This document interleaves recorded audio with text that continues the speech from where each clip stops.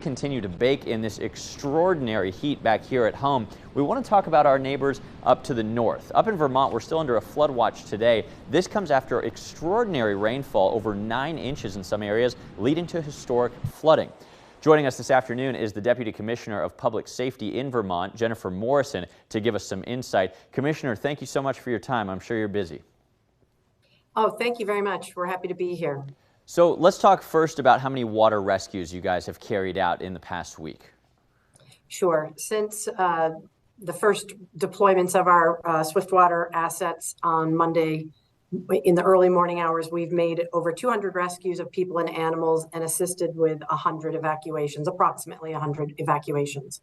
Incredible. Now, about the scale of this operation, we're reading that there are multiple agencies on the ground helping out. You folks have people from across the country. We do.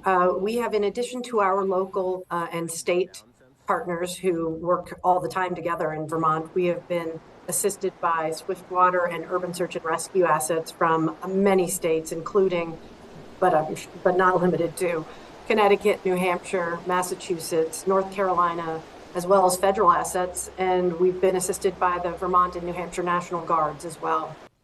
Incredible. Now, we've seen the video. We're looking at some now of some roads and bridges that have been washed out. For everyday folks who are just trying to go about their lives in Vermont, tell me about the ability that they still have to move around. How has this impacted their ability to do what they do on a normal day?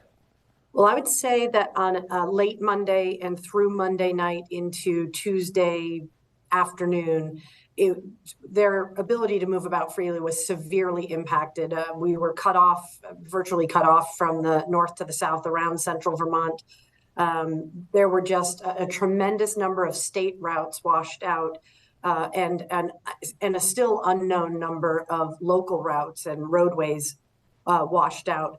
By Tuesday afternoon, our AOT partners, Agency of Transportation Partners, had done an incredible job restoring many of the state highways and roadways. And I would say that right now we're down to approximately 25 state roads that are either closed or down to one lane.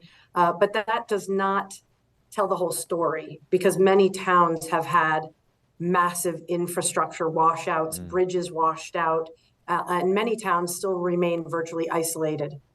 And unfortunately, as you guys just continue to recover from round one, we've got another round of storms coming. A flood watch is in effect overnight tonight. Tell us about what you're doing to prepare for this next round. Well, simultaneously, we are working towards the recovery phase of this initial storm. And yes, we are in the midst, actually, of this flash flood watch from 4 to 8 p.m.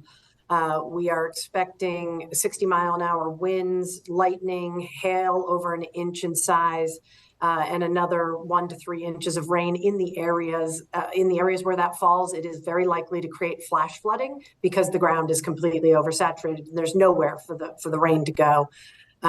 It's been a difficult 4 days here in Vermont, but once we get through tonight, we will immediately pivot to two things: continuing our path towards recovery and also preparing for another very ugly looking weather system that's headed our way on Sunday.